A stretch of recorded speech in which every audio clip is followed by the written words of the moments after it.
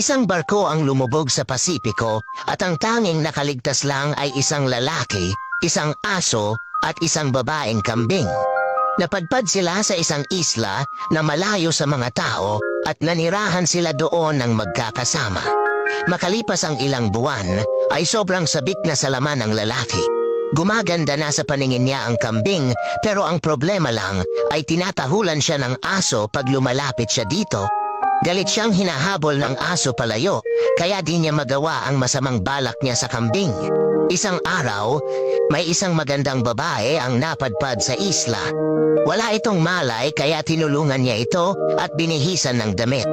Nang magkamalay na ito, ay pinakain niya ito ng pagkain kaya grabe ang pasasalamat ng babae sa kanya.